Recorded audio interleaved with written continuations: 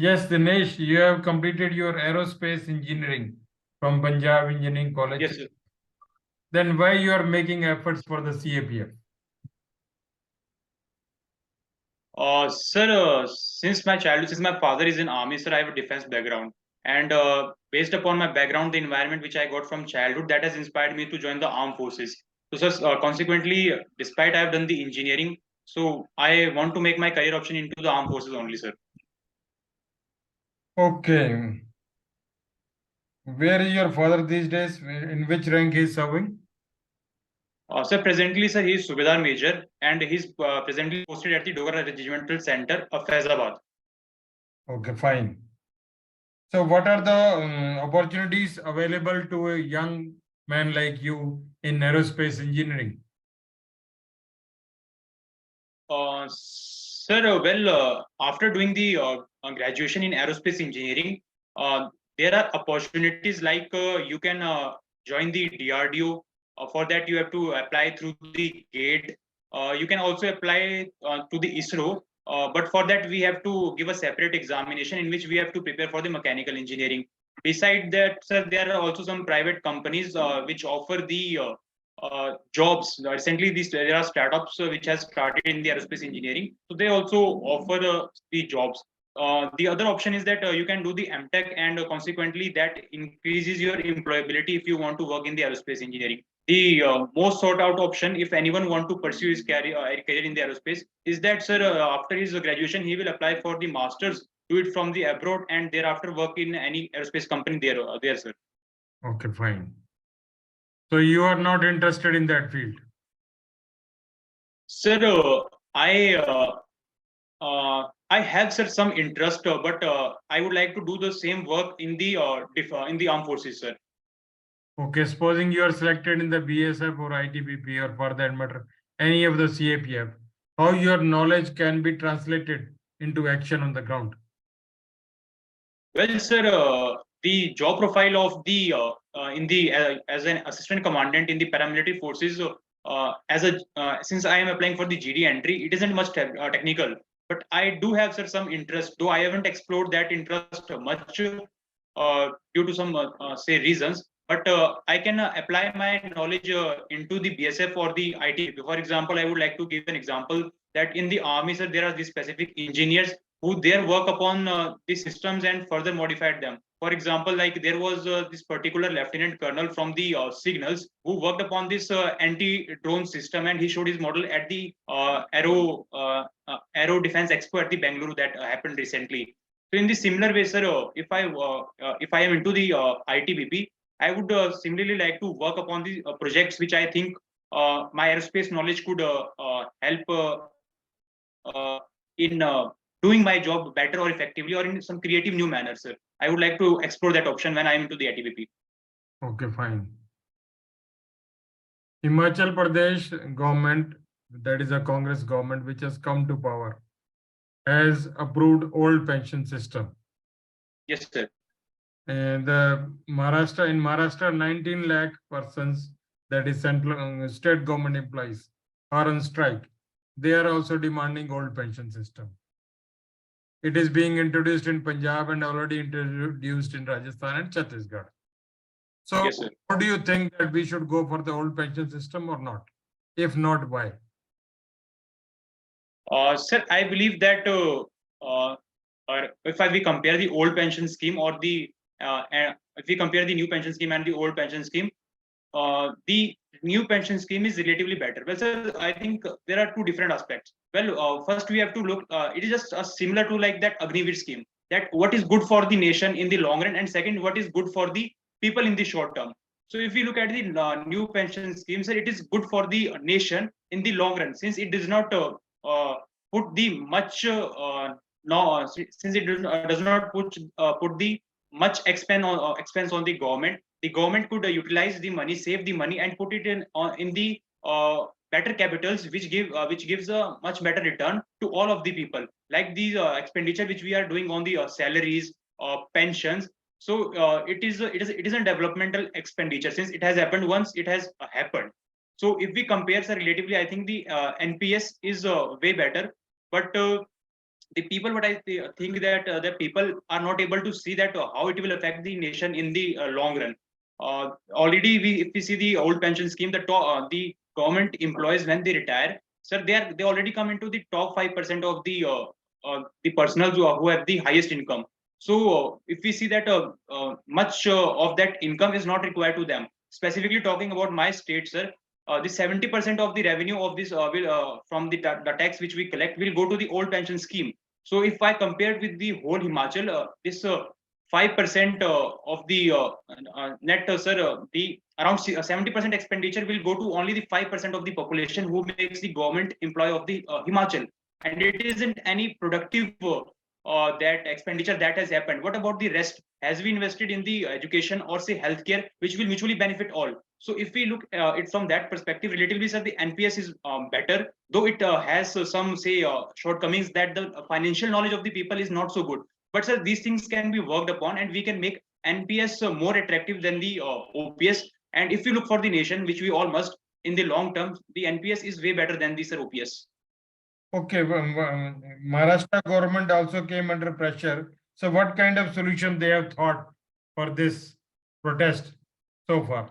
Have they come out with any solution? Sorry, sir, I'm not aware of the current happening that has happened in the Maharashtra regarding the pension scheme, sir. In fact, they have delayed the whole process by 3 months, and they have set up a committee which will decide which of the pension system is better. So, Okay, sir. old system or the present system or the hybrid system, mixture of the two.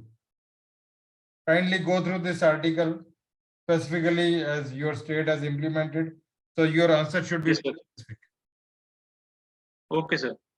Second issue of your state is recently the two CMs, that is the CM of Punjab and CM of Himachal, met and they discussed about the water cess. What is the controversy? Yes. Sir, since at present Himachal is under the debt of 75,000 crore, so it will have to complete its debt. So it is seeing the way that how can it generate the revenues. So sir, one way it has thought is that by implementing the cess on the hydropower plants. So it has decided that it will implement the cess on the hydropower plants. For example, if there is the hydropower plant which has the head of less than 30 meters, so it will charge from it the 10 paisa per cubic meter. If the head of the hydropower plant is between 30 to 60, it will charge 30. And if it's between 60 to 90, sir, it will charge 50 paisa. So, sir, this is the issue that that if they are charging the cess on these hydropower plants, that will make the electricity expensive. So, for example, and it has similarly in this manner, it can also affect the other states. For example, we have this Bhakra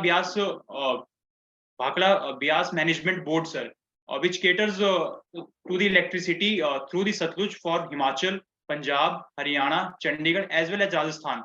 So, sir, similarly, when the electricity will go into these different states, it has chances that it will become expensive because the power plants, it isn't possible for them to take up this expenditure. So that was the issue which was discussed with the Punjab minister, sir. As well, Haryana has also showed some worry to the Himachal government for its decision. And by this, sir, the Himachal government is thinking that it will be able to raise around 4,800 crores through this by charging this cess per annum, sir. Okay, good. Is there any move by the Ministry of Railway to start train from Delhi to Leh via Himachal?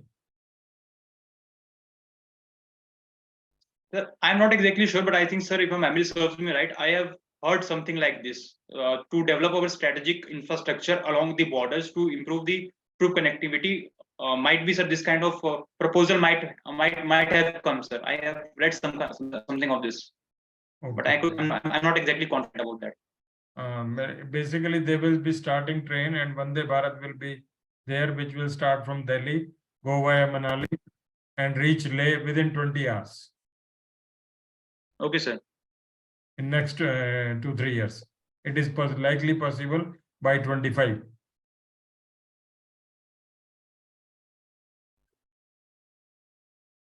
Okay. Why it is that the people of Himachal one time select BJP and second time select Congress? Why they are alternating it?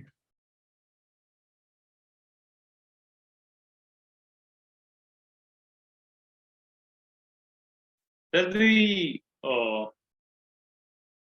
well, the reason, sir, why they are alternating is because, sir, in Himachal, sir, there are only two political parties, either BJP or the Congress. The work which would have done by the government would not have impressed by the people. So they have only one choice, is to vote for the next party and see what they can bring on the table. So, sir, that can be the only possible reason, sir. Oh, even the Prime Minister came, Home Minister came, number of Central Minister came, number of even Vande Bharat was started from your Himachal Pradesh, which goes to Delhi via Chandigarh. So if the same government comes to power, the project which has been initiated, they can be continued. Sir, they could have been continued. Sir, there are two different things, sir. Well, definitely, sir, these projects they have brought, they will definitely do much good for the people of the Himachal Pradesh. But, sir, if we see at the grassroots level, what has happened, what development work has happened. For example, though from the I belong from the Mandi district, and the 9 out of the 10 seats have gone to the former state government. But, sir, if we look at the grassroots level, what has happened? The situation of the people, it hasn't improved much. For example, what about the local road connectivities? For example, the strategy of the this BJP government was again to get the vote on the name of our Prime Minister Modi, sir. But if we look at the grassroots level, sir, the people were not that much satisfied with the work that their MP and that their MLAs had done. So they had voted for this for the different government altogether. Okay. So you agree with this kind of system that once Congress should come to power and second time BJP should come to power? Sir, any person who is competent and who is good in the sense that he delivers his promises, and the person who has a vision for Himachal Pradesh, sir. To be honest, if I see, like, if I have to choose, like, I am voting not the best people that I could, but I have to choose that who is relatively the who I have to simply choose a person. It is the person I am choosing is not the person I like, because if I see both the governments, I don't see that kind of vision, sir, that can help improve the Himachal Pradesh. For example, look, sir, Himachal Pradesh is under the debt of 75,000 crore. There are much more things which we can do to better the condition of Himachal Pradesh. Himachal Pradesh mostly rely upon the central grants, on the grant of center. Even in the past budget, the center have given the Himachal Pradesh 1 lakh crore. Why is that we are not able to generate that much revenue? We have these hydropower projects. Like at present, we are extracting 12 gigawatts of energy, while we can extract the 27 gigawatts of energy. The tourism, sir, it can be improved way much more. And if you look at the road connectivity, the things are happening, but they should happen at much more fast pace. So this is my personal belief that, sir, at Himachal, we do not have the leaders who have the much more broader vision for the people. Look at the OPS itself. It isn't a good scheme for the Himachal in the long run. It is only catering for the 5% of the people. What about the other people? Has the education improved? Has the health improved? So these are the things, I think, which the people should themselves ask from the government. Relatively, the people, I think as the new youth is coming, I think they are relatively more aware of the political happenings that is happening, and I think they know that what they should ask for the government. So this thing should be there, sir. The competency of the political leaders, that should be, sir, improved. Okay, one of your hobbies is reading books and watching military and espionage movies. Yes, so sir. Question is, what is the difference between spying and espionage?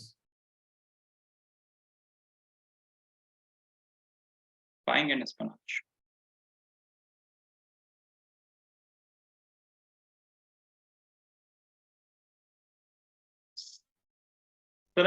Sir, these both terms, they look similar to me, sir. I'm not exactly sure if there is any difference. If you are watching espionage movie, what do you see in those movies? Sir, in the espionage or spy, sir, they both are similar. Like, both are similar, I consider them only the target is different. In case of spying, target is generally individual. In espionage, okay. It could be an organization like ISRO, like Atomic Research Center. Okay. Where you want to know secret information in larger perspective.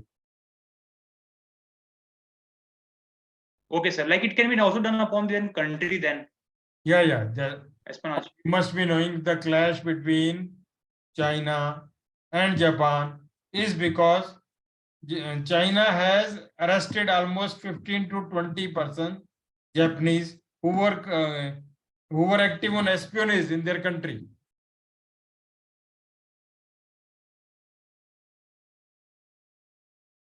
So you kindly read the difference between spying, espionage, sabotage, and subversion.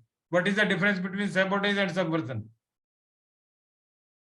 Sir, I know I've heard about subversion. Subversion is like you change the thinking process of the people, like you change the facts of the history and tell them a new kind of history.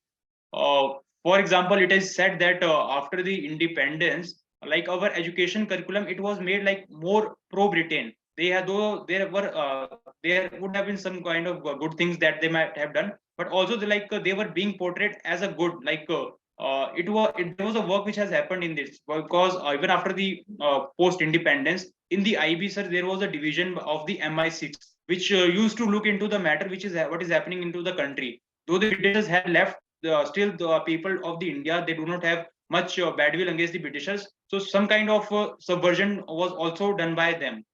Even Okay. there's this beautiful video by the of What is subversion by sabotage? Don't give too much of illustrations. Restrict okay, sir. words. Be Okay, sir. specific.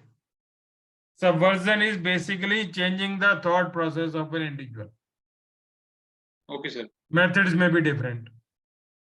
G. That maybe you give him Quran, you give him Gita, you show him the movie, you show him the false news, but subversion will occur in the mind of an individual. What is sabotage?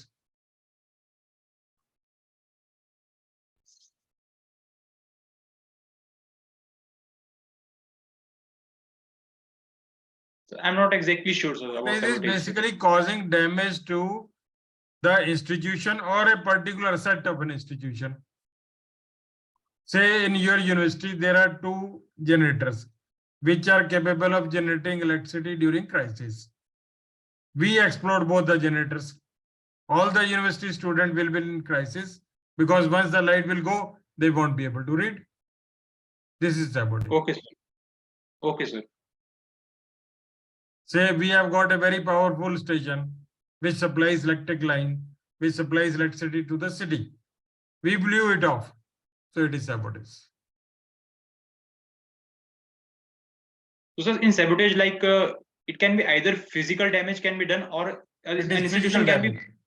It is physical damage which leads to the inconvenience to the enemy nation. Okay, sir. Physical damage. Okay.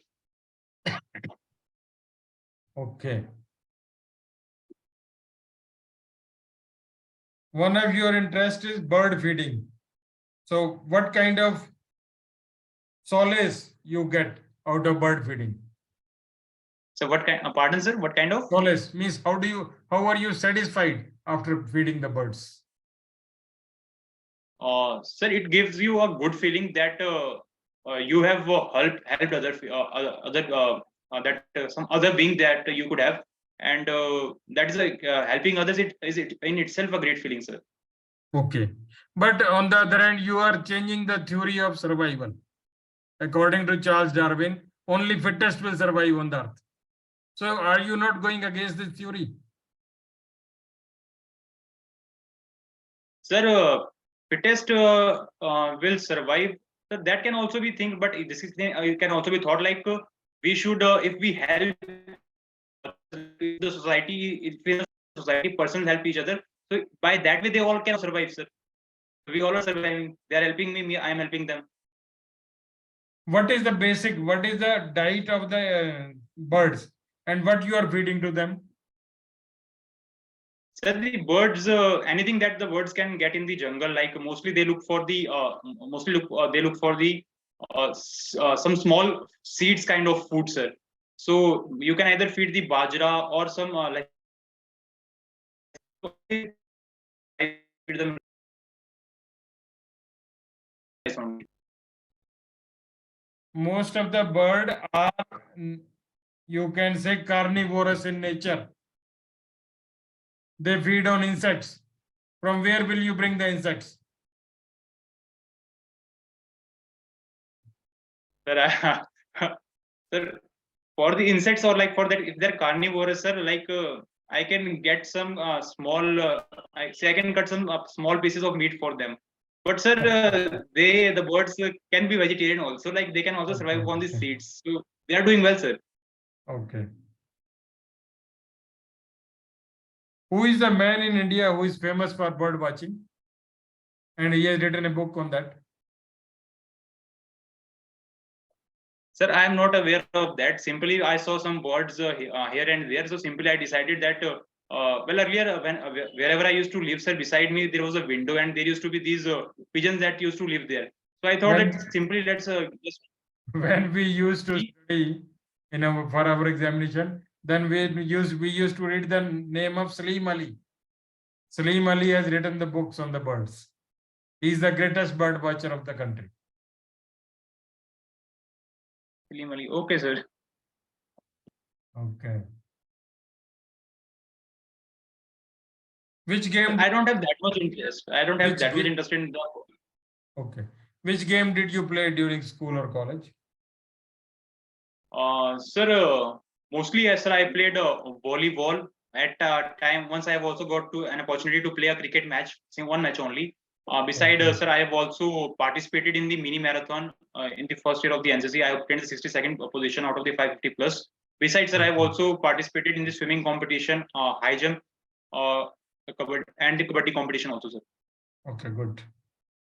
You have participated in NCC also.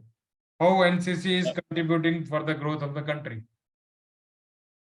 Sir, NCC is a very vital organization. In the NCC, sir, like we have these different camps. In the different camps, we meet the people, the cadets from the different parts of the country. They bring their different culture, language. So we get to know each other. So in the sense, which is also the motto of the NCC, it helps us to develop a strong sense of nationalism, as well as it helps us to strengthen the unity in the diversity of our nation. That is that is how the NCC is helping the nation. Besides, sir, also like it provides us the basic military training. It also helps to develop some it helps us to develop the qualities like it develops our confidence. It teaches it increases your organizing ability, sir. Okay. Beside it all. Okay, okay. This Tibetan government is working in exile in Dharamshala. Yes, sir. So, what is the future of these Tibetans? So the future, sir, at present, since they at present, sir, China is a very strong country, and it will keep remaining the hold of Tibet. So it isn't possible for them to go to the Tibet. So I think, sir, they will continue to they will remain in India and continue try to keep their ideology alive, and they will remain in the India itself, sir. Okay. Now my next question is, if there will be third world war, it will be for Tibet, for the capture of Tibet. Why?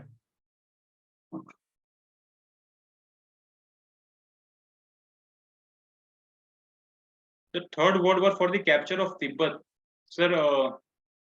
I think the Tibet under it would be having the huge resources of energy Okay. for which the world could compete. So Okay. that thing might bring the United States and the different countries at the conflict with the China, because we all are the energy hungry nations. So at that point, I think the major countries, the West, they might support the Tibet claims of the Tibet more strongly than India's. So that can be a particular bone of contention, sir. It is because it is a major source of water, and almost 10 rivers are coming out of it. 5 are in Punjab, and Yes, Brahma sir. is going to Assam side, coming from China, going to Assam side. Then there are 3, 4 more rivers which are emanating to in the China side. So what I Yes, sir. say, the next crisis is going to be the water Tibet. crisis, for which there will What be. is it? Okay, sir. Name the places which are in Himachal and adjoining China border. Sir, I mean to say your districts. so the districts adjoining China. Sir, Kinnaur is definitely there, sir. And I'm not exactly sure about Laos Spiti. I think, sir, there is only one district, and that is Kinnaur. Okay, okay. How many ITBP battalion are being raised for China border? Sir, 7 battalions are being raised at Arunachal Pradesh. Okay. So what these 7 battalions will do? Sir, the center has come up that we have to raise 7 battalions, 47 new border outposts, and around 10,000 troops will be there. And seeing the present challenges with the China, sir, we need more persons to patrol our Himalayan borders. So for that, sir, we have raised this new battalions, or we are raising this new battalions of the ITBP, plus one new sector of the ITBP will also come by the year 2025, sir. Okay. How is the border area development program different from Vibrant Village program?